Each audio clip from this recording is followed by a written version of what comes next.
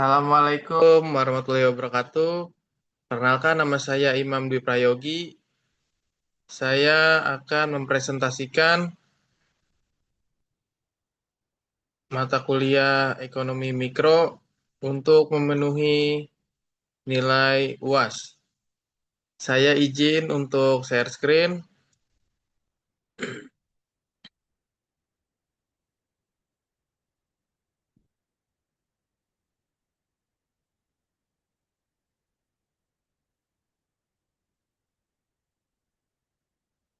Baik, saya ulangi. Assalamualaikum warahmatullahi wabarakatuh. Saya Imam Dwi Prayogi. Saya akan presentasi untuk memenuhi nilai UAS yang berjudul Review Kondisi Ekonomi Mikro di Indonesia berdasarkan berita terkini mata kuliah Ekonomi Mikro. Pertama-tama, segala puji bagi Allah Subhanahu wa taala atas rahmat dan karunia-Nya, materi presentasi ini dapat terselesaikan dan tidak melewati batas pengumpulan. Tidak lupa pula salawat serta salam senantiasa ditujukan kepada junjungan kita Nabi besar Muhammad SAW yang menjadi suri tauladan yang baik bagi umatnya, membawa dan menerangi hati umatnya, serta menjadi cahaya dalam segala perbuatan mulia. Presentasi ini berjudul Review Kondisi Ekonomi di Indonesia berdasarkan berita terkini. Disusun oleh saya sendiri dan beberapa referensi video dan materi yang di-share dari Bapak untuk bisa memenuhi UAS ini pada mata kuliah Ekonomi Mikro yang diampu oleh Bapak dosen Joko Suharyanto, SEMM CPOD. Terima kasih saya ucapkan pada beliau atas bimbingan dan materinya sehingga makalah ini dapat selesai. Saya menyadari bahwa makalah ini masih terdapat banyak kekurangan, namun kekurangan itu bukanlah sebuah alasan untuk berhenti di tengah jalan. Oleh karena itu, saya mengharapkan adanya kritik dan saran yang baik serta sifatnya yang membangun supaya saya dapat berkembang menjadi lebih baik lagi. Selain itu, saya harap makalah ini dapat membantu dan memberikan manfaat bagi siapapun yang membacanya, terlebih bagi saya selaku penulis dan penyusun. Baik, ini contoh berita terkini tentang kondisi ekonomi mikro yang didapat dari web berita sindonews.com. Dengan judul Diberdayakan BRI UMKM, ikan asap Bulukumba berhasil tembus pasar internasional. Tidak lupa pula linknya saya cantumkan. Yang pertama, identifikasi isu ekonomi, yaitu ada di UMKM. Berita ini menyoroti keberhasilan Ebi Sulastri sebagai pelaku UMKM yang mampu menembus pasar internasional. Ini menunjukkan potensi besar UMKM dalam perekonomian lokal dan nasional. Yang kedua, pemasaran dan teknologi. Peralihan dari pemasaran tradisional ke pemasaran digital melalui media sosial mencerminkan pentingnya adaptasi teknologi dalam meningkatkan daya saing produk.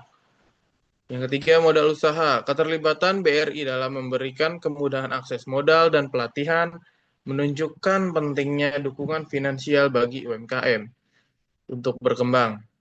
Yang keempat, kualitas produk. Penekanan pada kualitas bahan baku dan proses produksi yang tradisional menjadi isu penting dalam menjaga daya saing di pasar. Selanjutnya, diversifikasi produk. Ebi Sulastri dan komunitasnya dapat mempertimbangkan diversifikasi produk seperti menawarkan varian ikan asap dengan bumbu atau cara pengolahan yang berbeda untuk menarik lebih banyak konsumen.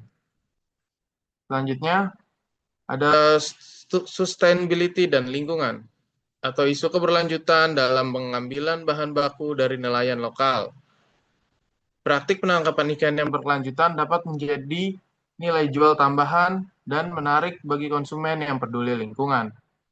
Selanjutnya, krisis ekonomi global. Ketidakpastian ekonomi global dapat mempengaruhi daya beli masyarakat dan permintaan produk ekspor. UMKM perlu mempersiapkan strategi untuk menghadapi fluktuasi pasar. Selanjutnya, akses pasar internasional. Meskipun EBI telah berhasil menembus pasar internasional, tantangan dalam hal regulasi ekspor, sertifikasi produk, dan standar kualitas internasional masih perlu diatasi. Lalu perubahan selera konsumen. Perubahan tren makanan dan preferensi konsumen sepertinya meningkatnya minat terhadap makanan sehat dan organik dapat mempengaruhi permintaan produk ikan asap. Lalu krisis iklim. Perubahan iklim dapat mempengaruhi ketersediaan bahan baku seperti ikan yang didapat berdampak pada produksi dan harga. Yang kedua, analisis menggunakan konsep ekonomi mikro.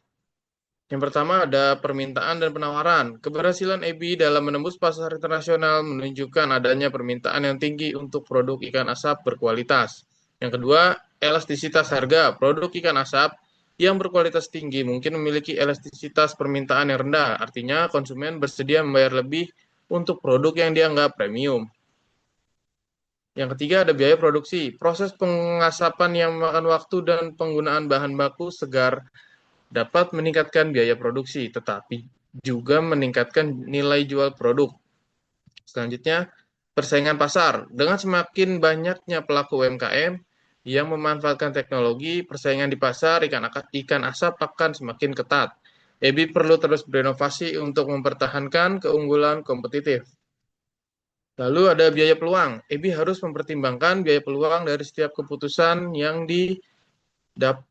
diambil, seperti investasi dalam pemasaran versus pengembangan produk baru.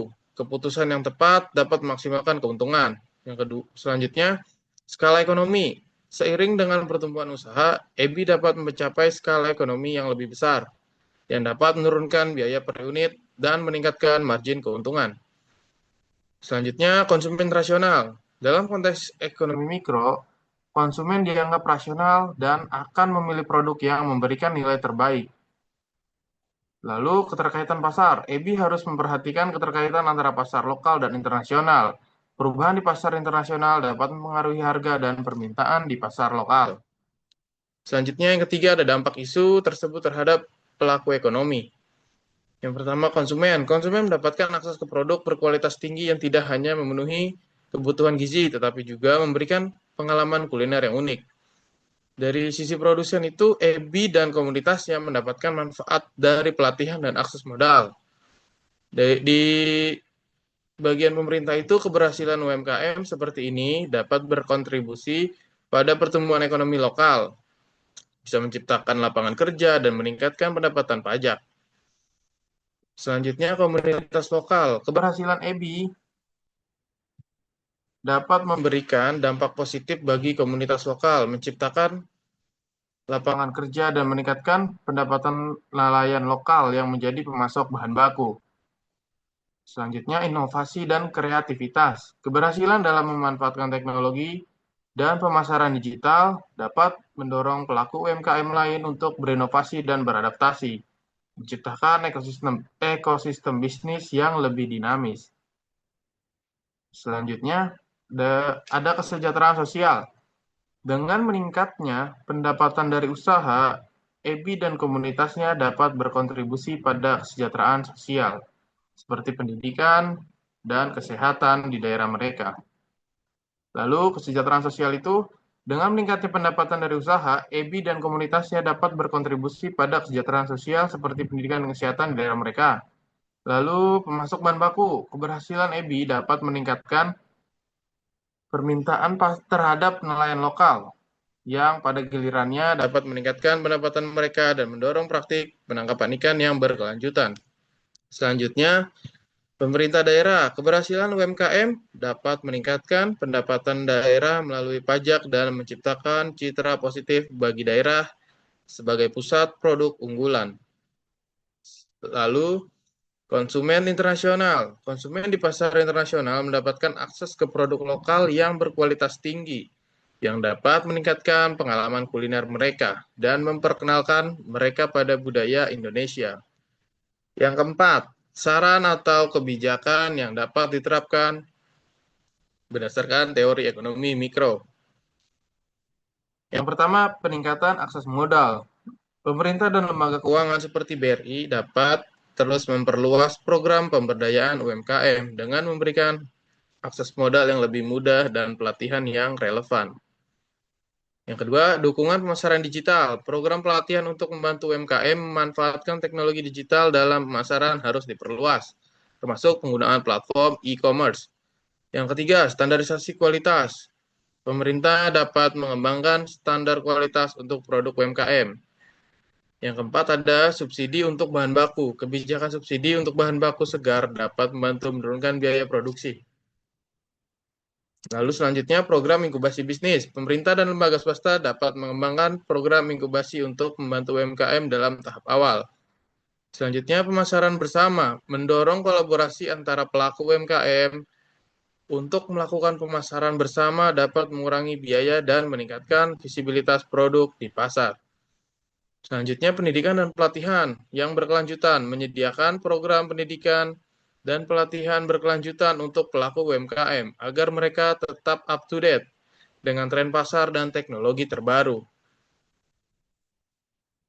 Selanjutnya, kebijakan perlindungan konsumen. Menerapkan kebijakan yang melindungi konsumen dari produk yang tidak berkualitas, sehingga meningkatkan kepercayaan konsumen terhadap produk lokal. Kesimpulan dari berita ini yaitu usaha EBI dan komunitas ikan asap Bulukumba merupakan contoh nyata dari potensi besar yang dimiliki oleh pelaku usaha mikro kecil dan menengah atau UMKM di Indonesia. Dengan memanfaatkan teknik pengasapan tradisional yang diwariskan turun-temurun, EBI tidak hanya berhasil menciptakan produk berkualitas tinggi, tapi juga mengangkat warisan budaya lokal. Keberhasilan ini didukung oleh inovasi dalam pemasaran melalui media sosial dan kemitraan strategis dengan lembaga keuangan seperti BRI yang memberikan akses modal dan pelatihan. Namun, tantangannya tetap ada, termasuk persaingan di pasar internasional, perubahan selera konsumen, dan dampak perubahan iklim. Oleh karena itu, penting bagi EBI dan komunitasnya untuk terus beradaptasi dan berinovasi, baik dalam produk maupun strategi pemasaran.